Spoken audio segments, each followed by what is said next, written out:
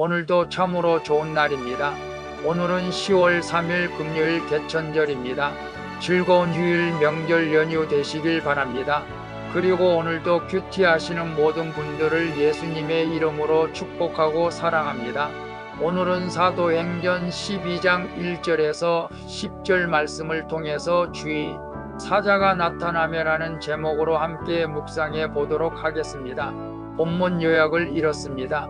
헤롯 왕이 야고보를 칼로 죽이고 베드로를 감옥에 가둡니다.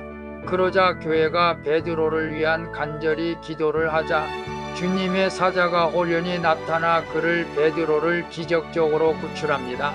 이에 베드로는 쇠사슬이 벗겨지고 천사를 따라 감옥에서 나오면서 환상을 본다고 생각하는 내용입니다. 말씀의 거울로 내 신앙 점검하기 1번을 봅니다. 나는 위기에 처한 형제 자매를 위해 얼마나 간절히 기도합니까? 같은 교회의 지체들이 어려움을 당한 형제 자매들 위해서 간절히 기도해야 할 줄로 믿습니다. 저는 매일 우리 교회 사랑하는 성도들을 위해서 기도하죠.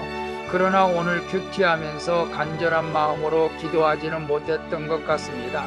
이제는 더욱더 성도들을 위해서 간절한 마음으로 기도하도록 노력하려고 합니다. 여러분들도 어려움을 당한 지체들이 있다면 간절한 마음으로 기도할 줄로 믿습니다. 2번을 봅니다. 나는 하나님의 능력보다 내 문제가 더 크다고 생각하지는 않습니까? 6절에서 8절을 보면 베드로는 처형당하기 전날 밤 두 군인 사이에서 제 사슬에 묶인 채 깊이 잠들어 있었습니다. 그때 주님의 사자가 나타나 혹중의 빛을 비추고 베드로를 깨웁니다. 이어서 쇠사슬이 풀어지고 옥문이 열립니다. 인간의 눈으로 불가능해 보이는 상황에서도 하나님은 역사하시는 것이죠. 우리를 묶고 있는 그 어떤 견고한 쇠사슬이라도 하나님의 능력 앞에서는 무력합니다. 하나님의 때에 우리를 속박해서 자유롭게 하시는 것입니다. 그래서 나는 하나님의 능력보다 내 문제가 더 크다고 생각하지는 않습니다 라고 했을 때 하나님의 능력이 내 문제보다 더 큰 줄로 믿습니다. 오늘 내 문제가 아무리 크고 많다 할지라도 하나님의 능력이 크심을 믿는 사람들은 기도할 줄로 믿습니다. 그래서 모든 문제가 하나님의 능력으로 기도할 때 해결되어지는 놀라운 일들이 일어나게 될 줄로 믿습니다. 3번을 봅니다. 내 삶에서 하나님이 기적같이 열어준 문들을 기억하며 감사합니까? 9절에서 10절을 보면 베드로는 천사를 따라 감옥에서 빠져나오면서 그저 환상을 보는 줄로만 생각합니다. 그리고 첫째와 둘째 파수를 지나 시내로 통하는 쇠문에 이르자 그 문이 저절로 열립니다.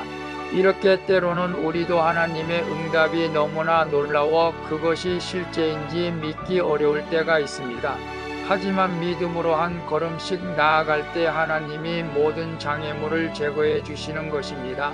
그래서 내 삶에서 하나님이 기적같이 열어주신 문들을 기억하며 감사합니까? 라고 했을 때 저는 교회를 시작하면서부터 하나님의 기적을 늘 경험했습니다. 먹을 것이 없을 때, 월세를 내지 못할 때 하나님께서 해결해 주시는 일들이 너무나 많았습니다. 뿐만 아니라 나의 생명을 지켜주시는 분이 하나님이신 것을 저는 늘 간증하고 있습니다. 꼭 죽어야 하는 사건들에서 나를 건져주셨기 때문이죠. 오늘 큐티하시는 분들도 하나님이 기적같이 열어주신 분들이 많이 있는 줄로 믿습니다.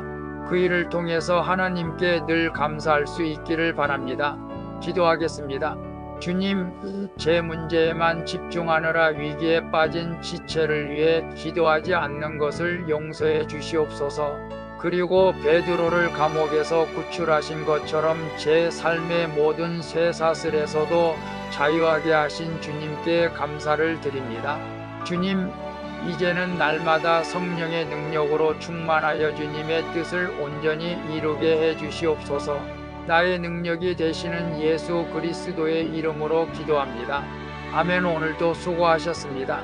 사랑합니다. 축복합니다. 샬롬.